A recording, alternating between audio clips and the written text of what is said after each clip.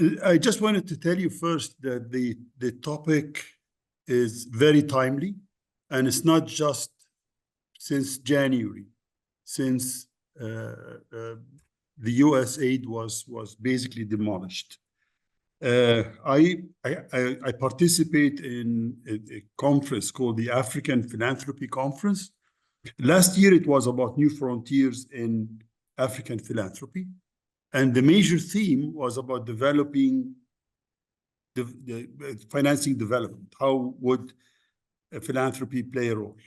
This year, almost a month ago, the title of the conference, the African Philanthropy Conference #6, was about sustainable finance for development in the majority world. Now, obviously, the term implies majority world implies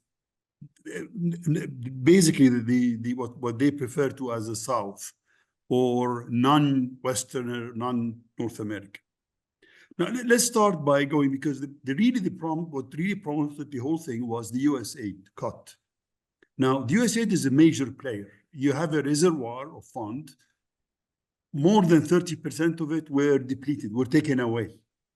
Those were billions in grants, technical assistance that were used for specific things sometimes, like HIV/AIDS, malaria, maternal health.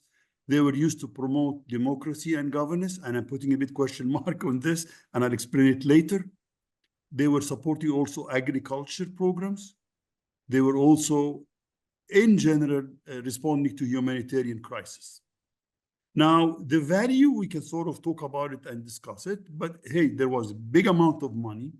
And when this was cut, for example, humanitarian aid in areas like Sudan was halted. So it is a major thing. So its absence would require that other sources of funds will have to just sort of jump in and play the role. Now, alternatives are probably, I'm going to start by classical, by just showing you what other things exist. And then I'm going to take you to a completely different narrative. So when you talk about alternatives, obviously there are other countries. The UK, for example, the German has the GIZ, the KfW, the Canadian, the French has the AFD, the JICA, Japan. China started to sort of crowd in, the EU. Now, there is a big question mark. Can those organizations provide grants, concessional loans, technical assistance to fill the gap? And the answer is probably no. And I'll tell you one of the major reasons a big no is there in a few minutes. There are also multilateral banks. I'll put the African Development Bank first because it's Africa's.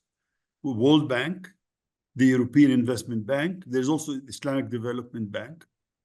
And those, they provide long-term financing, and they usually do it through the government.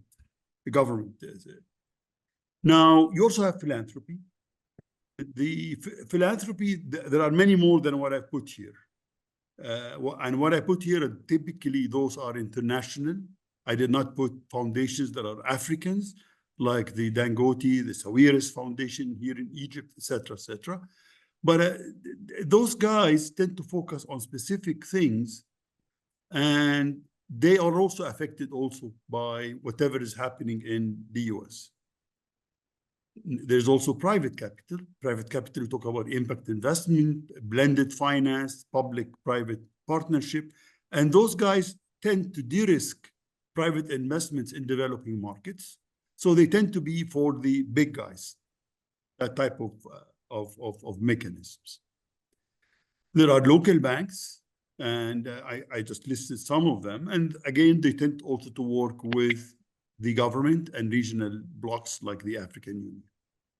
Now, let's stop here, and I want to alert you. In general, you should expect less multilateral or cross-border finance funding for different reasons. It's not just the US. All of a sudden, the European countries would have to participate in NATO with 5% of their national income. Now, this 5%, this means that most embassies of, like the Netherlands, for example, in most African countries, are not going to have the change, the finance, to enable them to do little projects here or there. And that applies across. The other thing I wanted to sort of alert you, nobody gives you money for free. There is always a hidden agenda behind it.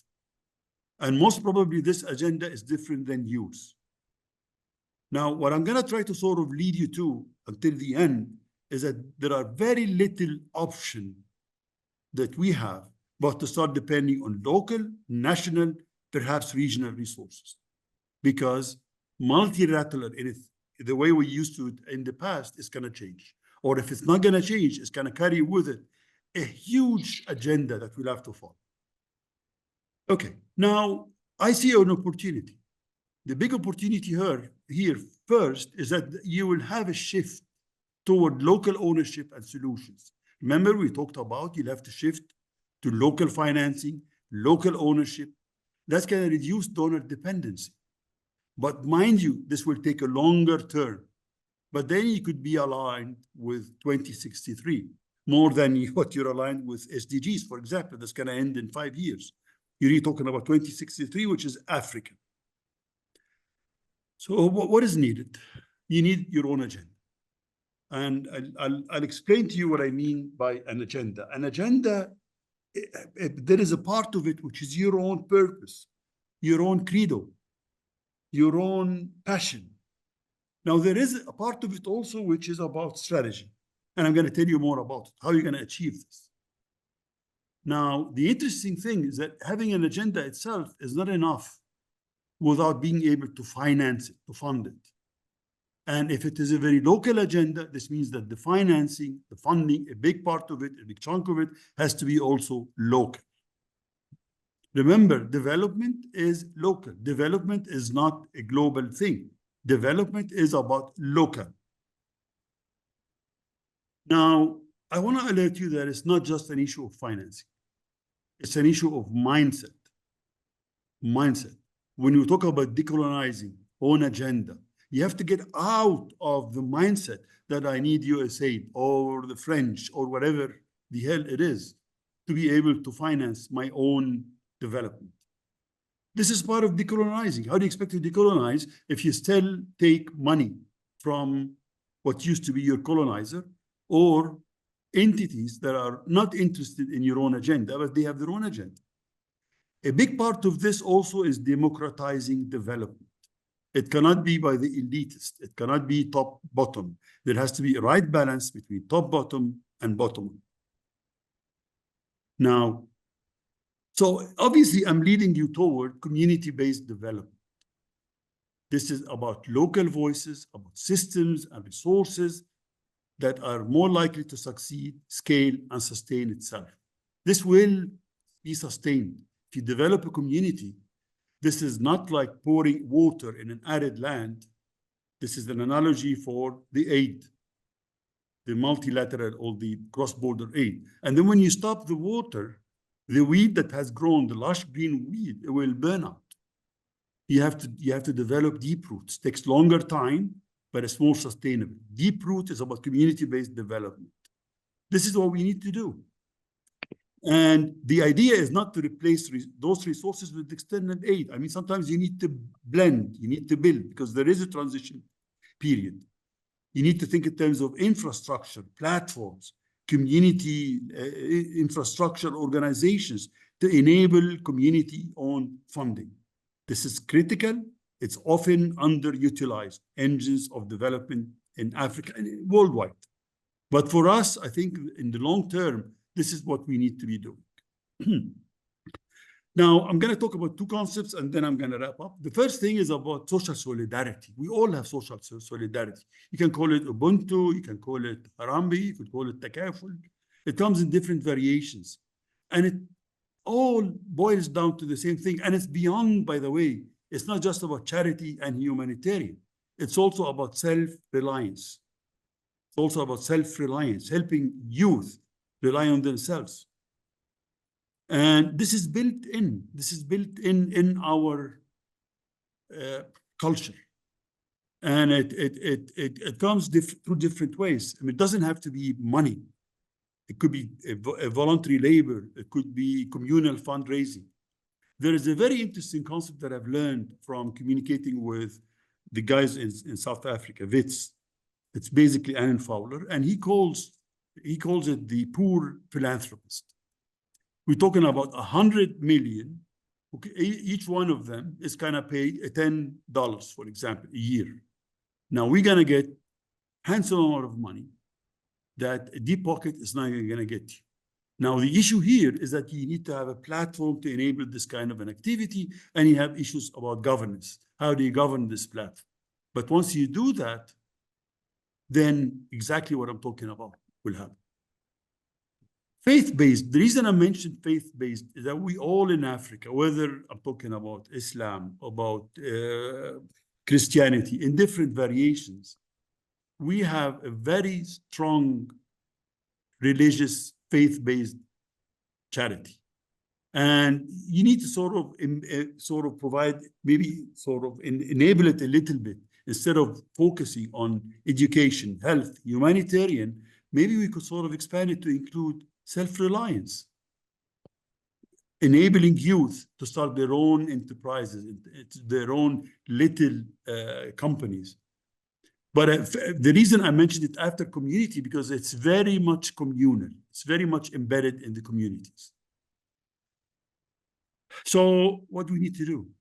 And again, remember, this is social marketing. You need to share the knowledge, to mobilize the activities, actions, promoting the way we're talking about, changing the mindset. How do you change the mindset?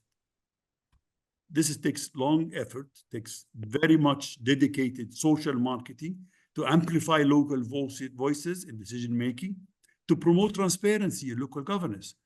Once you start using more and more the base of the pyramid, once we start doing more and more grassroots, you're going to find that you need more and more governance. I stop here, and if I have a minute, I just want to sort of stress a few things.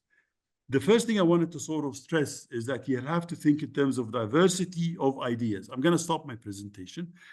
Diversity of ideas. Never think that there is a one road to salvation. There aren't. There are many roads. I mean, I know that in school, especially business schools, they teach you there is an optimal solution. No, sir. There is a portfolio of solutions. And you have to think in this way.